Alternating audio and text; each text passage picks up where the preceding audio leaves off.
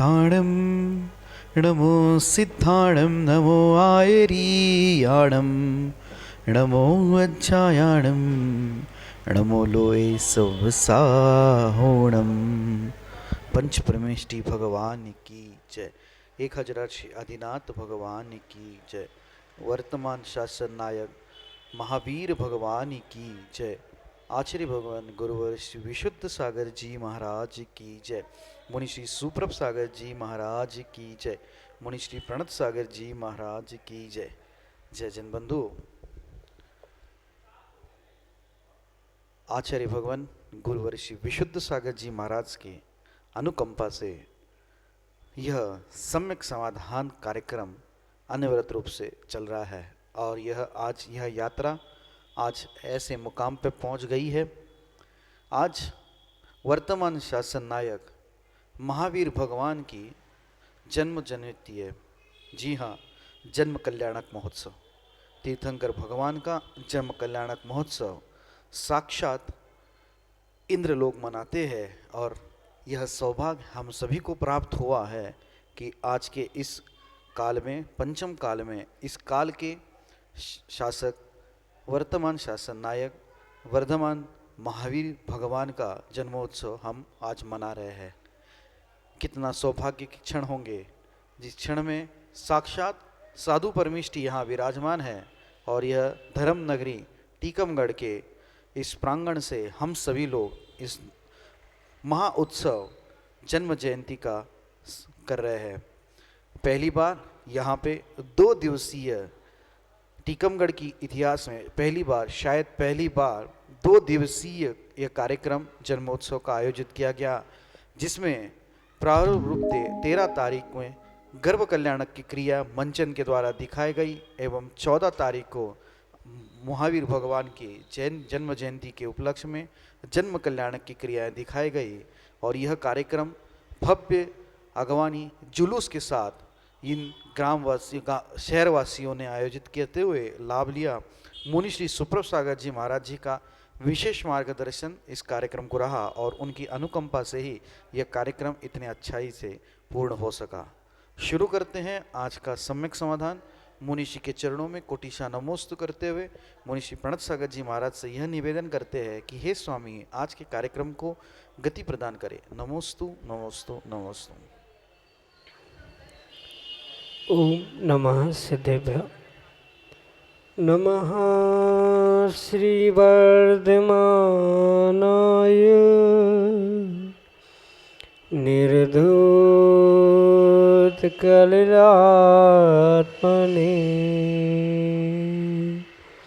सालोकानां त्रिलोकानां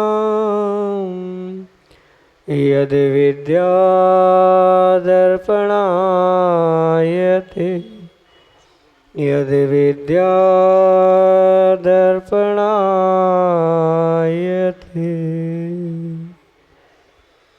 अनंत अनंत सिद्ध परमेष्टि भगवान की वर्तमान शासन नायक भगवान महावीर स्वामी की परम पूज्य आचार्य भगवंत गुरुवर विशुद्ध सागर जी मुनि महाराज जी की परम पूज्य मुनि श्री सुप्रभ सागर जी महाराज जी की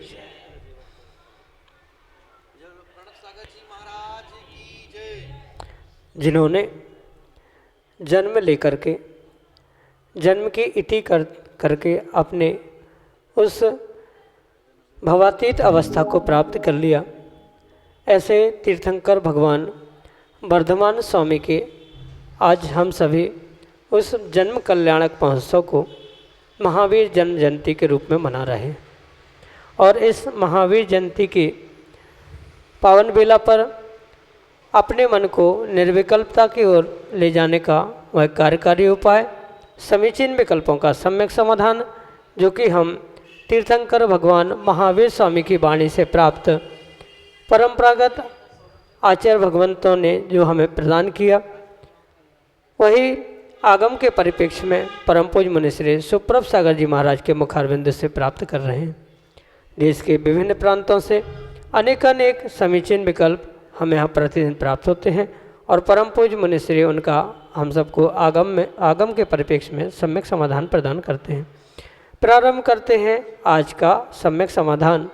और आज के पहले विकल्प के लिए डॉक्टर मगन जैन, श्रीमती चंदा जैन, आष्टा मध्य प्रदेश से मुनिश्री के श्री चरणों में कोटि कोटि नमोस्तु निवेदित करते हुए अपना समीचीन विकल्प रख रहे हैं कि गुरुदेव, छायोपसमिक सम्यक दर्शन जीव को सम्यक प्रकृति कर्म के उदय से प्राप्त होता है, तो फिर उसे औदायिक भाव क्यों नहीं माना। हमारे समीचीन विकल्प का सम्यक समाधान करने की अनुकंपा करें। नमोस्तु महाराज जी, नमोस्तु। ओम नमः सिद्धम। परम पूज्य आचार्य भगवान गुरुवर विशुद्ध सागर जी महाराज के परम पूज्य मुनिश्री सुप्रभ सागर जी महाराज जी की जय। डॉक्टर साहब, सबसे पहले क्षयोक्षमिक भाव, औदैहिक भाव, इनकी परिभाषा समझने की आवश्यकता। जो क्षयोक्षमिक भाव है, चाहे क्षयोक्षमिक सम्यक दर्शन क्यों ना, वहाँ परिपूर्ण रूप से ये समझने की आवश्यकता है कि ये जो क्षयोक्षमिक भाव हुआ करता है वह परिपूर्ण रूप से तीन भावों के मिश्रण से बनने के कारण से, या तीन कारणों के बनने के कारण से उसे मिश्र भाव या क्षयोक्षमिक भाव कहा जाए। जैसे सर्वघाती प्रकृतियों का उदयाभावी क्षय, उन्हीं का सदावस्थारूप उपशम, और देशघाती प्रकृतियों का उदय, ऐसा कार्य जहाँ होता है वह क्षयोक्षमिक भाव कहलाता है। और उसके ही निमित्त से, यानी ऐसे क्षयोक्षम से निमित्त से ही जो तत्वों के श्रद्धान प्रस्थापित होता है, या इन कार्यों से जो तत्वों पर श्रद्धान हुआ करता है, उसे क्षयोक्षमिक सम्यक कहा जाता। और इसी परिप्रेक्ष्य में ये समझना होगा कि वहाँ भले ही सम्यक प्रकृति के उदय के निमित्त से सम्यक दर्शन कहा जा रहा है, पर मात्र सम्यक प्रकृति के उदय से नहीं, वहाँ पर जो सर्वघाती प्रकृतियाँ थी, उन सर्वघाती प्रकृतियों का उसी समय पर उदयाभावी क्षय भी हुआ था, उन्हीं का सदावस्था रूप उपशम भी हुआ था, और जो देशघाती प्रकृति रूप सम्यक प्रकृति थी उसका उदय हुआ था। मात्र जब कर्म का या किसी कर्म की प्रकृति का मात्र उदय होता है, तो उस उदय के निमित्त से होने वाले भावों को, उदय के निमित्त से होने वाले कार्यों को फिर भी औदैहिक कहा जा सकता है। पर जहाँ मिश्र परिणमन चल रहा है, जैसे क्षय, उपशम और उदय, ऐसे मिश्र परिणमन से होने वाले कार्य को कभी भी औदैहिक मात्र नहीं कहा जा सकता, क्योंकि मात्र बिना किसी उपशम के, बिना किसी क्षय के जो उदय में आने वाले कर्म होते हैं या उदय में आने वाली प्रकृतियाँ हैं, उन्हें औदैहिक भाव कहा जाता है। कि जैसे कि सामान्य रूप से अगर गति नाम कर्म को समझे तो वह मात्र उदय में ही आने वाली होती है, तो ऐसे उन कर्म प्रकृतियों को औदैहिक भाव कहा जा सकता है। पर जहाँ उदय के साथ अन्य भी प्रकृतियों का या अन्य भी क्रियाओं का कार्य देखने में आता है, उसे किसी भी प्रकार से मात्र औदैहिक नहीं कहा जा सकता। इसलिए अवश्य समझे, जो क्षयोक्षमिक सम्यक दर्शन है वह देशघाती प्रकृतियों का उदयाभावी क्षय और उन्हीं का सदावस्था रूप उपशम, ये कार्य उस औदैहिक भाव के साथ साथ हो रहे हैं। इसलिए वह मात्र औदैहिक नहीं है, अपितु औदैहिक के साथ वह मिश्र अवस्था होने से उस सम्यक दर्शन को क्षयोक्षमिक सम्यक दर्शन ही कहा जाएगा। उसे औदैहिक आदि भाव को ग्रहण करते हुए उसे औदैहिक सम्यक दर्शन या औदैहिक भाव स्वीकार नहीं किया जाएगा। इसलिए उन दोनों की परिभाषा समझते हुए ही उस क्रियाओं को और आगम के रहस्य को समझने की आवश्यकता है। मिश्र में मिश्रता है, क्षयोक्षमिक भावों में, क्षयोक्षमिक सम्यक में मिश्रता है, अकेला उदय नहीं है, इसलिए मात्र उसे औदैहिक नहीं कहा जा सकता। यही आपके लिए सम्यक समाधान। अगले समीचीन विकल्प के लिए डॉक्टर सुनील जैन संचय, ललितपुर उत्तर प्रदेश से परम पूज्य मुनिश्री के श्री चरणों में बारंबार नमोस्तु निवेदित करते हुए अपना समीचीन विकल्प रख रहे हैं कि महाराज जी, तीर्थंकर बालक का पांडुकशिला पर कलशों से जो अभिषेक होता है, उन कलशों की अवगाहना क्या सभी तीर्थंकर की एक समान होती है या अलग अलग, तथा ऐरावत हाथी भी एक समान होता है या अलग अलग। जैसे तीर्थंकर बालक ऋषभदेव के जन्माभिषेक के कलशों तो अवगाहना माप होता है, क्या वही तीर्थंकर बालक महावीर आदि के जन्माभिषेक के कलशों का ऐरावत हाथी आदि की अवगाहना वही होगी या अलग अलग? हमारे समीचीन विकल्प का सम्यक समाधान करने की अनुकंपा करें। नमोस्तु महाराज जी, नमोस्तु।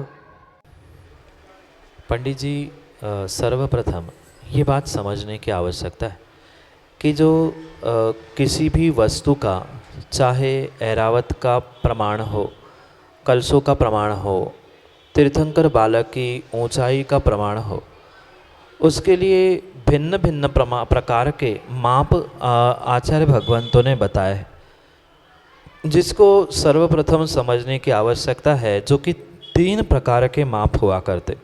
सामान्य रूप से जो प्रमाणांगुल, उच्छेदांगुल और आत्मांगुल के प्रमाण से वह भिन्न भिन्न प्रकार के हुआ करते, और बिल्कुल उन्हीं प्रकारों से ही ये भिन्न भिन्न स्थानों के, क्षेत्रों के, पर्वत आदियों के या ऊंचाई आदियों के प्रमाण आदि का माप किया जाता है। जैसे योजन भी आगम में उल्लेखित किए गए हैं, तो वे योजन भी छोटा योजन, बड़ा योजन भिन्न भिन्न प्रकार का कहा गया है। जब क्षेत्र आदि प्रमाण नापा जाता है तब वह बड़े योजन से नापा जाता है। अन्य जो भी योजनों से नापा जाता है वह परिपूर्ण रूप से छोटे योजन यानी 4 कोस के हिसाब से नापा जाता है। बिल्कुल उसी प्रकार से तीर्थंकर भगवान की अवगाहना, उनके कलशों, जन्माभिषेक के समय के कलश, साथ साथ में जो ऐरावत हाथी आदि की ऊंचाई आदि भी बिल्कुल उसी प्रमाण से समझनी होगी। और ये भी अवश्य समझे कि जो सभी तीर्थंकरों की अपेक्षा से उनके प्रमाण कहे गए हैं या ऐरावत का जो प्रमाण कहा गया है, वो ऐरावत का प्रमाण सभी तीर्थंकरों के लिए समान ही होता है। कलशों का प्रमाण भी, माप भी बिल्कुल समान होता है, पर अंतर यह है जो तीर्थंकर भगवान का आत्मांगुल से उनकी ऊंचाई होती है, बिल्कुल उनके आत्मांगुल के हिसाब से ही उन कलशों की और ऐरावत हाथी आदि की अवगाहना समझनी होगी। अगर ऐसा नहीं होगा तो आप स्वाभाविक रूप से ये विसंगति देखोगे कि 500 योजन के तीर्थंकर भगवान तो उस हिसाब से वो हाथी था, और 7 फीट के 7 हाथ के जो महावीर भगवान थे उनको भी बालक रूप में भी अगर विराजमान किया होगा तो वह उतना बड़ा हाथी और उतने बड़ा कलश कैसे संभव? भले ही वह हाथी का और कलशों का योजनों में प्रमाण उतना ही रहेगा, पर योजन का प्रमाण भिन्न रहेगा। मैं पुनः इस वाक्य को दोहराना चाहता हूँ कि योजन रूप उसका माप उतना ही रहेगा जितनी उसकी कोस, योजन आदि की प्रमाण कलशों के रूप से, ऐरावत हाथी के रूप से कही है, वे योजन सभी तीर्थंकरों के निमित्त से समान रहेंगे। वह प्रमाण, वह माप तो समान रहेगा, पर जो योजन कितना बड़ा होता है, योजन का माप कैसे निकाला जाता है, वह प्रत्येक तीर्थंकर के अपने अपने आत्मांगुल के प्रमाण से ही निकाला जाता है। उनकी ऊंचाई के हिसाब से उनके आत्मांगुल को निकाला जाता है और उनके आत्मांगुल के हिसाब से ही वह उतने योजन कहा जाता है। इसलिए देखने में पहले तीर्थंकर भगवान और अंतिम तीर्थंकर भगवान के हाथी और कलशों का आकार तो भिन्न भिन्न रहेगा, पर फिर भी जो उसका आगम का प्रमाण है वह सभी के लिए समान रहेगा, ये समझने की आवश्यकता है। जैसे समय समय बदलते हुए कुछ प्रमाण बदलने, वर्तमान में भी बदलते हुए देखने में आते हैं, बिल्कुल ऐसा ही कार्य वहाँ पे घटित होता है। जो पहले तीर्थंकर के समय में हाथी था, वह जितने प्रमाण का था वह उतने ही योजन प्रमाण रहेगा, पर महावीर भगवान के काल के योजन उनके आत्मांगुल से गने जाएंगे। इस अपेक्षा से वह हाथी का और कलशों का आकार तो छोटा होगा, पर फिर भी आगम में जो योजन की संख्या लिखी है वह एक स्टैंडर्ड रूप में लिखी है, जैसी लिखी है बिल्कुल उतनी ही होगी। योजन में अंतर नहीं है, पर योजन के प्रमाण में भिन्नता होने से वह हाथी कलशों के आकार में छोटा बड़ापन अवश्य देखने में आता है। यही आपके लिए सम्यक समाधान। प्रीति मनोज जैन, गौरझामर मध्य प्रदेश से मुनिश्री के श्री चरणों में बारंबार नमोस्तु निवेदित करते हुए अपना समीचीन विकल्प रख रहे हैं कि महाराज जी शाम को या रात में श्रीफल क्यों नहीं चढ़ा सकते। अगर प्रतिदिन श्रीफल चढ़ाने का नियम है और किसी कारण से सुबह मंदिर में नहीं जा पाते तो क्या करें। हमारे समीचीन विकल्प का सम्यक समाधान करते हुए हमारा मार्गदर्शन करने की अनुकंपा करें। नमोस्तु महाराज जी, नमोस्तु। माँ, अगर प्रतिदिन का नियम है, चाहे श्रीफल चढ़ाने का हो या अन्य कोई भी नियम क्यों ना, सबसे पहले हमें बुद्धिपूर्वक उन नियमों का पालन करने का पुरुषार्थ करने की आवश्यकता। प्रमाद में उलझते हुए या किसी अन्य कारणों में उलझते हुए हम ये अपने आप को छूट दे देंगे कि ठीक है, हमें तो छूट मिल गई, सुबह नहीं तो शाम को नहीं तो रात को, तो कभी भी आप सुबह उठकर भगवान के पास पहुंचकर वह श्रीफल नहीं चढ़ा सकते। इसलिए सबसे पहली बात तो आपको ये समझनी होगी, प्रतिदिन का नियम है, प्रति शाम प्रति रात का नियम नहीं है। और दिन है तो दिन का हमने नियम लिया है, तो दिन में ही हमें भगवान को श्रीफल आदि चढ़ाना होगा। और मैं तो कहता हूँ कि जी जान लगाकर हमें उन नियमों का पालन करने की आवश्यकता। हाँ, कभी क्वचित कदाचित कभी विषमताएं हो सकती है, माना जा सकता है, पर विषमताओं को हम किसी भी प्रकार से राजमार्ग नहीं बना सकते हैं। और एक बार अगर आपने उसके बारे में छूट ले ली, राजमार्ग को बदलने का प्रयास किया, तो कभी भी पुनः आप प्रति समय प्रतिदिन वही कार्य सुबह से नहीं कर सकते, क्योंकि आपको यही लगेगा ठीक है एक आध दिन चल सकता है तो 2-4 दिन और भी कर लेंगे। इसलिए नियम जब हमारे प्रतिदिन चढ़ाने का है तो सबसे पहले सब काम छोड़कर पहले मंदिर में पहुंचकर हमें श्रीफल चढ़ाना चाहिए।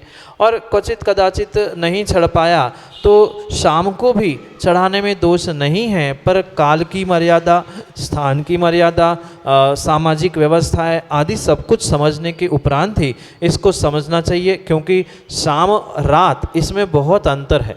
रात में भी कई स्थानों में वर्तमान में ये श्रीफल चढ़ाने की, पूजा आदि करने की व्यवस्था है, पर वह स्थानीय प्रांतीय व्यवस्था है। सबसे पहले तो स्थानीय प्रांतीय सामाजिक व्यवस्थाओं को देखकर ही निर्णय करें, क्योंकि इसका कोई ऐसा निर्धारण नहीं किया जा सकता। दक्षिण में आज भी शाम को रात को आदि पूजाएं होती है, तो स्थान देखते हुए आप अपने स्वयं के विवेक से ये निर्णय करें कि हमें कब कहाँ किस प्रकार से क्या कार्य करना चाहिए। पर अगर ये आपने संकल्प नियम किया है तो सबसे पहले आपको दिन में यही कार्य करना चाहिए, फिर इसके उपरांत अन्य कार्य करते हुए आप अपने नियम का भी परिपालन कर सकते हैं। इसलिए वह पहले नियम है तो प्रतिदिन इस कार्य को करें, यही आपके लिए सम्यक समाधान।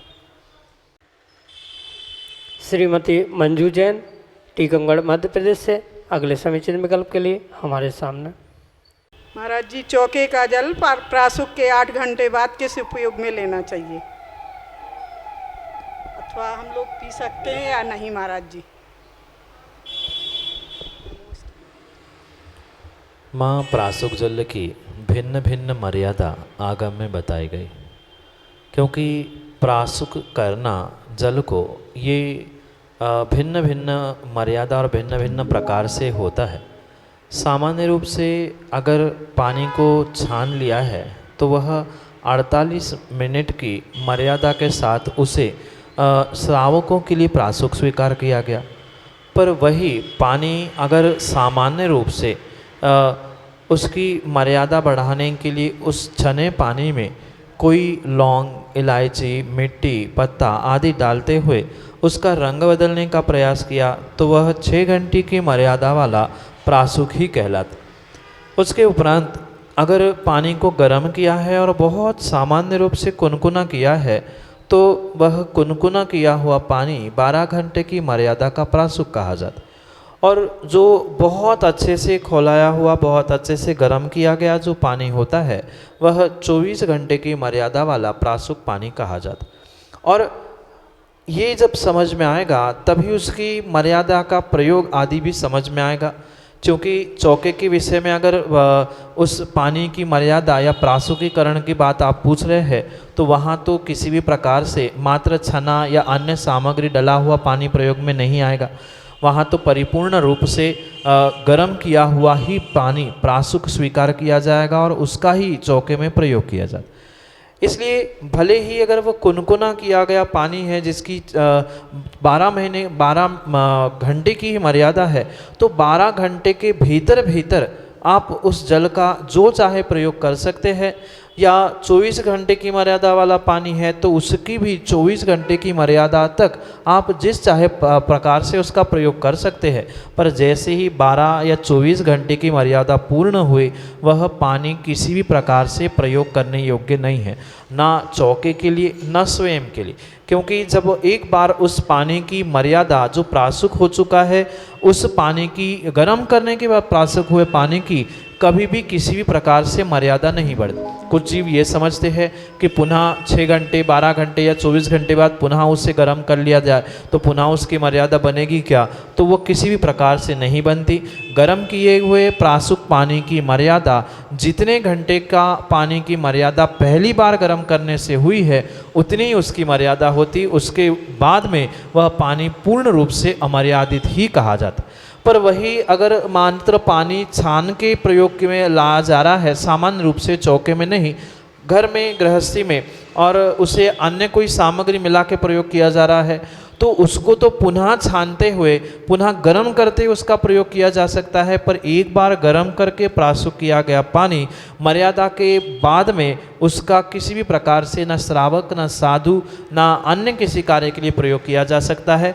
छने हुए पानी का फिर छान कर फिर प्रासुकीकरण करते हुए तो प्रयोग करना संभव है, पर गर्म करके प्रासुक किए गए पानी का किसी भी प्रकार से प्रयोग मर्यादा के बाहर कर ही नहीं सकते। यही आपके लिए सम्यक समाधान। अगले समीचीन विकल्प के लिए हमारे सामने हैं देश के सुप्रसिद्ध मंच कलाकार चक्रेश जैन, सौजना, उत्तर प्रदेश से, अपने समीचीन विकल्प के साथ। द्वय युगल मुनि राजों के श्री चरणों में त्रिवार नमोस्तु ऋषिवर, नमोस्तु गुरुवर, नमोस्तु भगवान।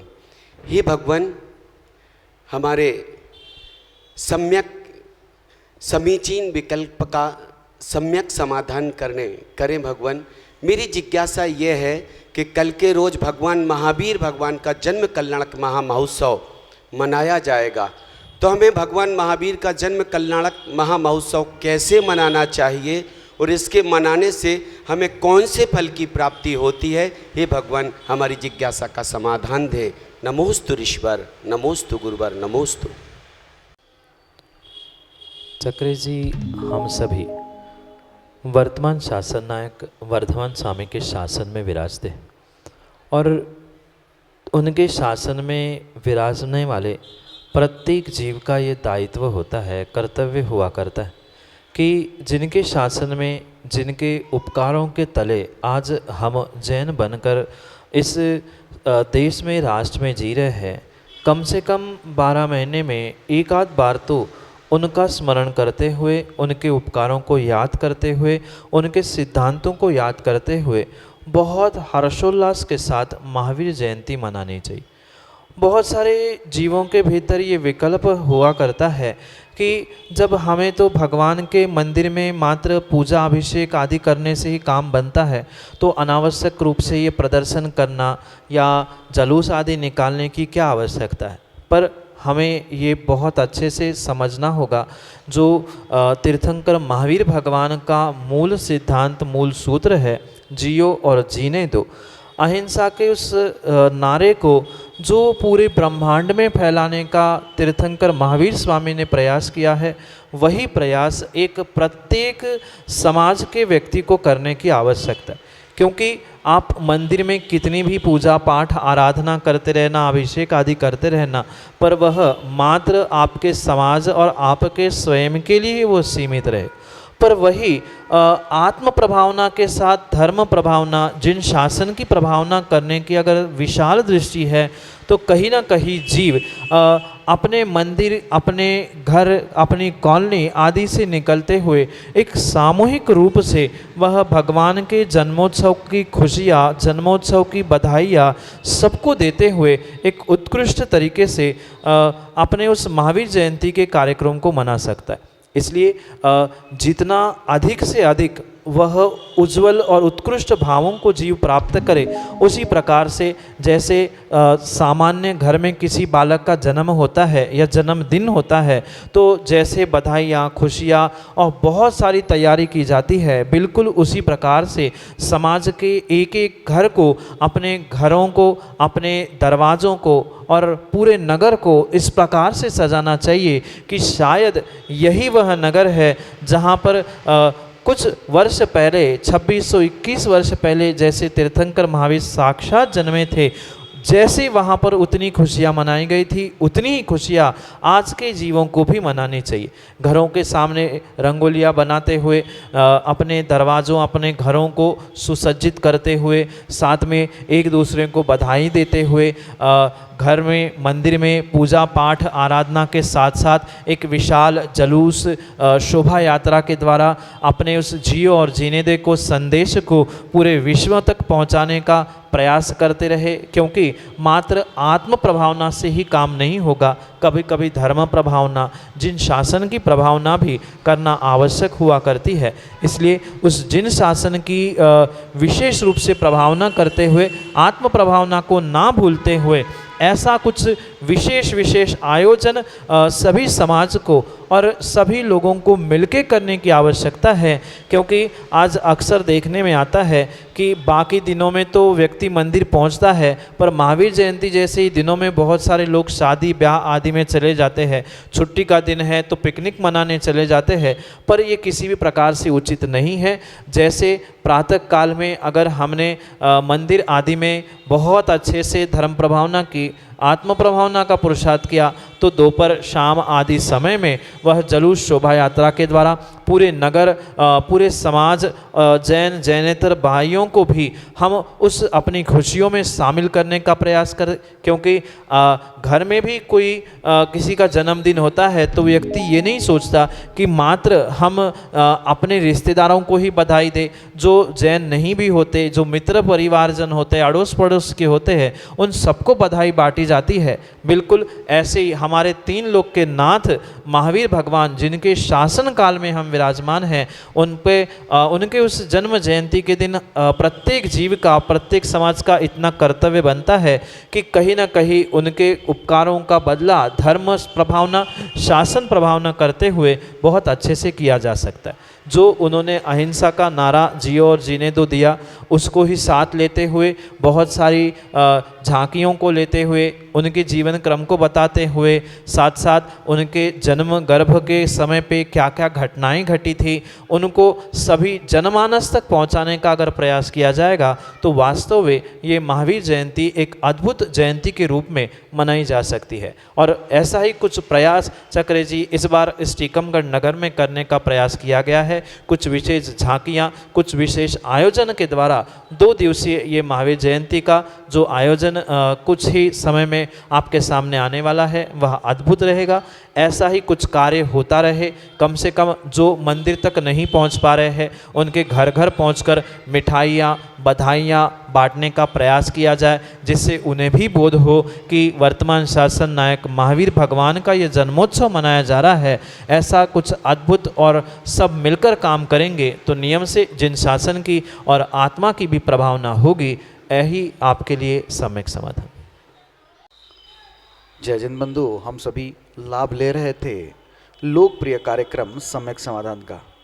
प्रतिदिन यह कार्यक्रम शाम को 5:13 पे YouTube चैनल सुप्रभुवाच के माध्यम से प्रसारित होता है। आप सभी लोग घर बैठे YouTube के माध्यम से अपने विकल्पों का सम्यक समाधान प्राप्त कर सकते हैं। 8707548811 यह हमारा व्हाट्सएप का नंबर है।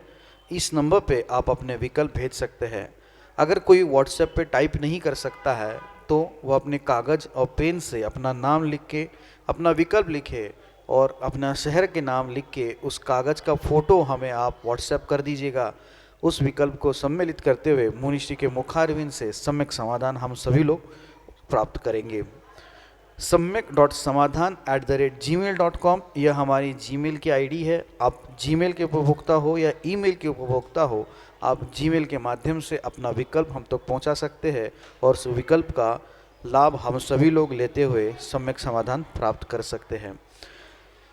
samyak.samadhan@gmail.com यह हमारी ईमेल की आईडी है। आप इस पे ईमेल कर सकते हैं। प्रतिदिन शाम को 7:40 पे जिनवानी टीवी के माध्यम से मुनिषी के प्रवचन प्रसारित होते हैं। अद्भुत विषय आचार्य भगवान शिवकोटि महाराज विरचित रत्नमाला, इस ग्रंथ का आज तक उजागर नहीं हुआ था। ऐसा ग्रंथ पे मुनिषी ने विगत चातुर्मास में टीकात्मक प्रवचन किए थे। उस प्रवचन का लाभ आप घर बैठे, मुनिषी के वाणी का लाभ घर बैठे जिनवानी टीवी के माध्यम से शाम को 7:40 पे ले सकते हैं एवं उस ग्रंथ का स्वाध्याय भी कर सकते हैं।